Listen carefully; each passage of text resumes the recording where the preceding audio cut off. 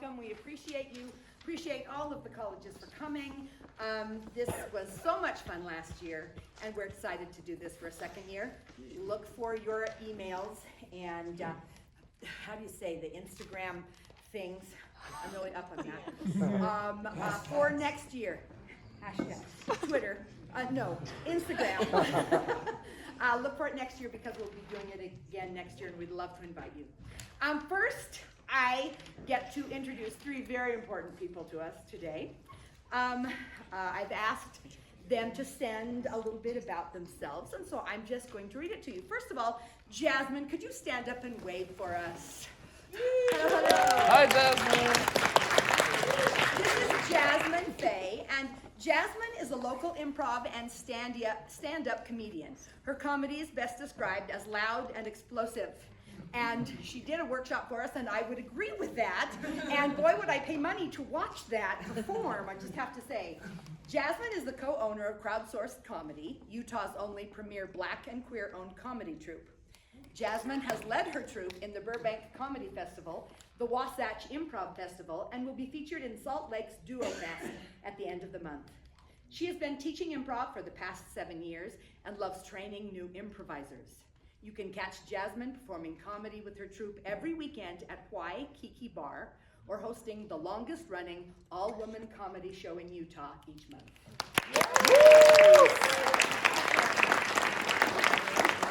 And Jasmine, thank you so much for being here. Then Leah, could you stand up and give us all a wave? This is Leah Higginbotham. In 1999, she sang in her own words, "I won a scholarship to Southern Utah University for my acting skills," so that right there should tell you how great I am at acting. Since then, I've enjoyed 22 years of marriage to the love of my life, Dylan, raised 5 remarkable children, and planted a beautiful orchard. But none of that compares to that scholarship. Man, that was awesome. I enjoyed traveling, exercising, and gardening. But I've never won a scholarship for any of those things. I've been performing on the main stage regularly at Improv Broadway in Provo, where I also teach comedy classes. If you take my class, you might just win a scholarship and become almost as good at acting as I am. Thank you, Leah.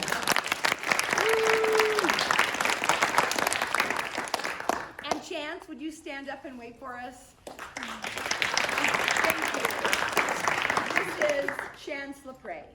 Chance is a well-established member of the Laughingstock crew and a seasoned improv performer with over a decade of experience. He has been actively involved in live stage, short forms, film-based skits, advertising campaigns, and marketing events.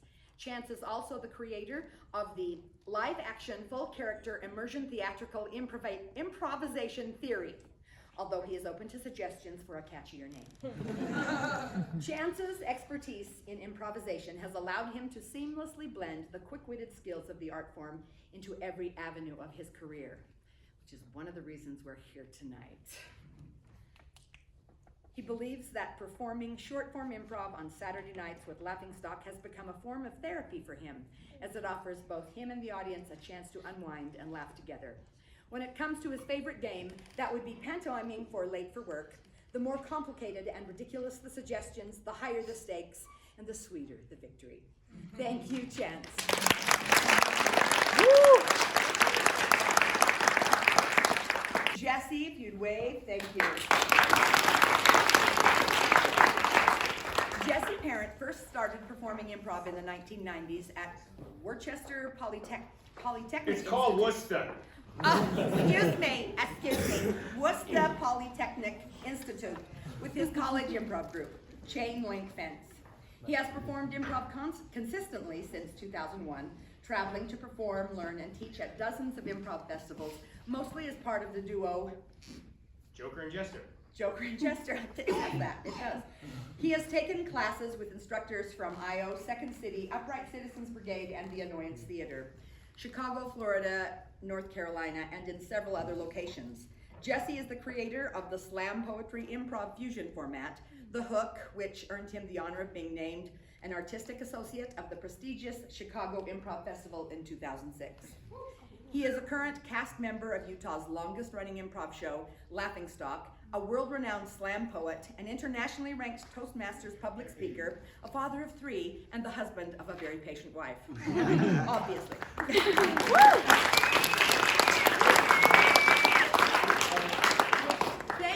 Thank you, all 3 of you, for being here. We appreciate you greatly, and we appreciate you taking your time to talk to us. We also have another guest today who I asked just to talk to us a little bit about his career, some things he thinks about improv. This is Jake Suazo. And Jake is the founder of the company, of the improv company Trillionaires, which has toured around the United States. And he's also, you can see him on show-offs on BYU TV. And he also was King Noah in the Book of Mormon series. I just have to say, his biggest claim to fame. And typecasting. Yeah, not at all. If you've been to the Hale, even twice, you've seen him in a show there. He's an amazing performer, an amazing improv artist. Jake, would you talk to us a little bit about improv? Yes, yay! Hi, guys! I'm so happy to see you guys. My relationship with improv is really, really long. Well, I started out improv in the late 90s. Wait, raise your hand. How many of you were alive in the 90s? Yeah, that's a good question. Oh. There's a lot of people who weren't alive in the 90s.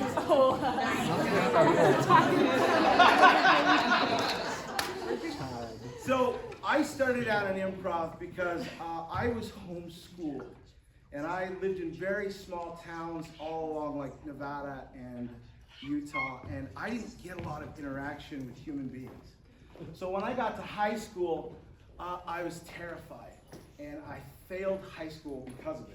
There was too many people around, and socially I had a lot of phobias. It was really difficult for me.